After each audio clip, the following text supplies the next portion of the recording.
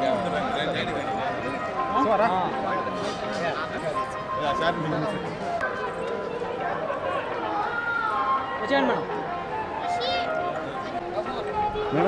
Madam Jagadish అన్న జగదీష్ అన్న అడుగు బాబు మరీ ముందరకి వెళ్తున్నా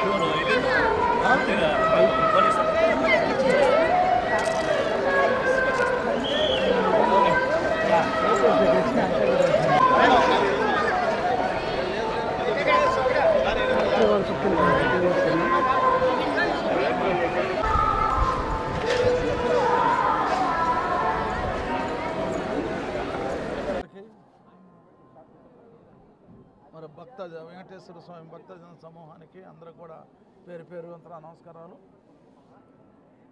మరి ఈరోజు ధర్మారెడ్డి గారు గత 5 సంవత్సరాల నుంచి ఇక్కడ జేఏఓగా అడిషనల్ ఈఓగా పనిచేయడం అందరికీ తెలిసిన విషయమే. నేను గతంలో 2005లో టీటీడీ బోర్డు మెంబర్గా ఉన్నప్పుడు ఆయన జేఏఓగా పనిచేస్తూ ఉన్నాడు. నేను 2 సార్లు టీటీడీ బోర్డు మెంబర్గా పనిచేశాను, తిరుపతి పార్లమెంట్ సభ్యుడిగా పనిచేశాను, సూళ్ళూరుపేట ఎమ్మెల్యేగా పనిచేశాను. ఎప్పుడు కూడా ఇలాంటి నిరంకుశ అధికారిని నేను ఎప్పుడు కూడా చూడలే. ధర్మారెడ్డి కొద్దిగా మారాలి, ఆయన నేచరు ఇంకేం మారుతాలి, అయిపోయింది ఆయన పని. ఆయన తొందరలో ఆయన పంపడమో లేదంటే మేము పంపడం ఏదో ఒకటి జరుగుతుంది. మరి ఏదేమైనా ఒక అధికారి అన్నవాడు ప్రజాప్రతినిధులకి గౌరవం ఇవ్వాలా.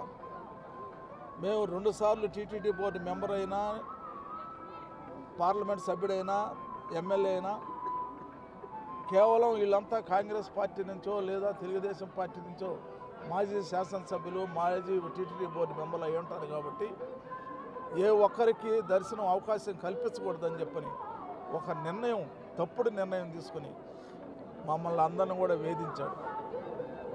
దేవుని చూసేదానికి ప్రతి ఒక్కరికి అవకాశం ఇవ్వాలి. మరి గతంలో శ్రీనివాసరాజు వరకు మేము ఎప్పుడు లెటర్లు ఒక నెలకో 2 నెలలకో లెటర్లు పంపిస్తే దాన్ని హానర్ చేసేవాళ్ళు, ఎక్స్ బోర్డు మెంబర్గా, ఎక్స్ ఎమ్మెల్యేగా. ఈ ధర్మారెడ్డి వచ్చిన తర్వాత వాటికంతా తిలోదకాలు ఇచ్చి ఒక నిరంకుశత్వం. మరి పైన వాళ్ళ బాసు జగన్మోహన్ రెడ్డి గారు ఏ విధంగా అయితే నిరంకుశంగా ఉన్నాడో ఈయన కూడా అదేవిధంగా ఈ యొక్క టీటీడీ వ్యవస్థని భ్రష్టు పట్టించేశాడు.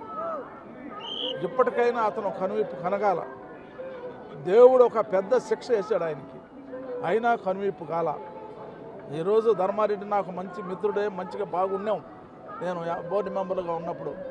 కానీ ఆయన బిహేవియరు చాలా బాధగా ఉంది. ఏది ఏమైనా ఈ తిరుమలకు పట్టిన శని ఎప్పుడు వదులుతుందో ధర్మారెడ్డితో వదిలిపోవాలా అని చెప్పి నేను కోరుకుంటా ఉన్నాను. మంచి అధికారులను తీసుకొస్తాం. ఇక్కడ మంచి పరిపాలన, మరి ప్రజాప్రతినిధిని గౌరవించే అధికారులను కూడా చంద్రబాబు నాయుడు గారు నియమిస్తారని చెప్పి కూడా తెలియజేస్తా ఉన్నాం. అందరికీ నమస్కారం. డాక్టర్గా నార్మల్ జీవితాన్ని కొనసాగిస్తున్న నన్ను ఒక యువతగా, మహిళగా ఆశీర్వదించి చంద్రబాబు నాయుడు గారు నాకు శాసనసభ్యురాలిగా అవకాశం ఇచ్చారు. సూళ్ళూరుపేట నియోజకవర్గ ప్రజలందరూ నన్ను ఆశీర్వదించి, ఆదరించి ఎమ్మెల్యేగా గెలిపించారు. అందరికీ అండగా ఉండి మా నాన్నగారి అడుగుజాడల్లో నడుస్తూ అందరికీ, ప్రజలందరికీ సేవ చేస్తాను. శాంతి అలాగే అభివృద్ధిని 2 జనాలకి పరిచయం చేస్తాను. అలాగే అభివృద్ధిని చూపిస్తానని తెలియజేస్తున్నాను. Thank you.